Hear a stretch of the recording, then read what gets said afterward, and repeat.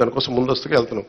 Cabinet మీటింగ్లో మాట్లాడుతుంది ఏంటంటే రోడ్లు వేయాలి. ఫస్ట్ రోడ్లు వేయాలంటే డబ్బులు ఎక్కడ ఉన్నాయి, డబ్బులు ఎక్కడి నుంచి తీయాలి, ఈ ప్రతి కనిపించిన ప్రతి చోట తీసేసుకున్న డబ్బులు.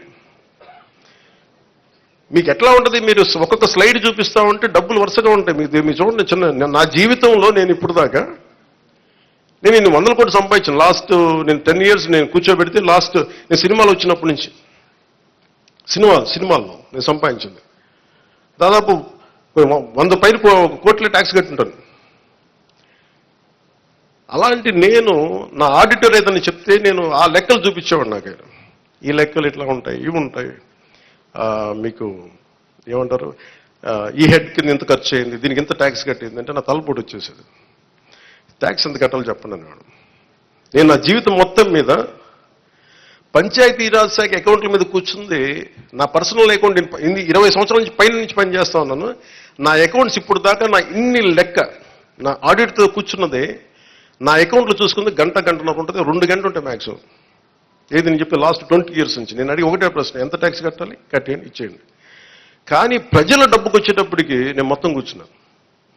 4 గంటలు ఒక్కొక్క సెషన్లో కూర్చుంటే ఇక్కడ 3,000 కోట్లు పోయింది, ఇక్కడ 400 కోట్లు. అంటే ఆ ఫిగర్ నేను ఆడిటర్ కాదు, గుర్తుపెట్టుకునే ఆడిటర్ కాదు నేను.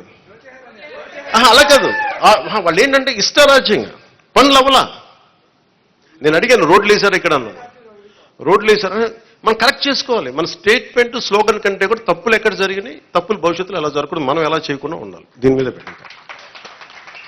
నేను ఎందుకు చెప్తున్నా అంటే నా అకౌంట్స్నే కనీసం 2 దశాబ్దాలుగా ఇన్ని సంవత్సరాలు చూసుకొని నేను when it comes to peoples money, మన జాతి వనరులు కానీ, మన జాతీయ వనరులు కానీ, మన జాతీయ సంపద కానీ, దానికోసం నేను ఒక ఆడిటర్ లాగా అయిపోయి నేను కూర్చొని ఎతుకుతూ ఉన్నాను. ఇక్కడ ఏముంది, దీనికి దానికి తేడా అని చెప్పండి నాకు. ఈ 100 కోట్లు ఎటు వెళ్ళింది, ఈ మార్కెట్ యార్డ్ నుంచి ఎందుకు డబ్బులు తీసుకున్నారు, దీనికి ఏంటి, ఇట్లా అడుగుతుంటే పాప అధికారులు కూడా ఇబ్బంది పడతాం. నాకు అర్థమవుతోంది. నేను చెప్పాను, అసలు మిమ్మల్ని సాధించడానికి కాదండి, మన ప్రజలకి రేపొద్దున అసెంబ్లీలో నన్ను అడిగినా కానీ, రేపొద్దున ఎక్కువ నేను పబ్లిక్ మీటింగ్స్ చెప్పినా కానీ నేను మీకు అకౌంటబిలిటీ అని చెప్పాను, మీకు అదే అకౌంటబిలిటీ అని తీసుకొస్తున్నాను. పంచాయతీ రాజ్ శాఖ నేను చెప్తున్నా, పంచాయతీ రాజ్ శాఖ మొత్తం రూరల్ 70% రాష్ట్రంలో పంచాయతీ శాఖ పరిధిలోనే ఉంటాయని పిఆర్ మినిస్ట్రీలో.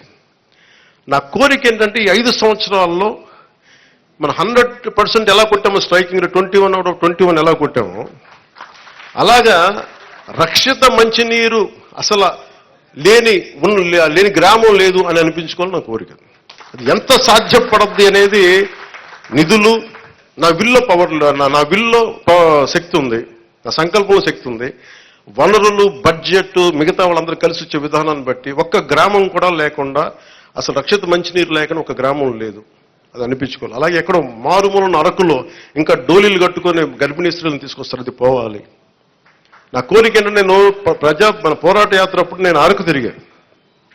నేను అరకుకి వెళ్ళి ప్రతి కుగ్రామం తిరగాలి. అక్కడ నేను వారి కష్ట నష్టాలు చూడాలి.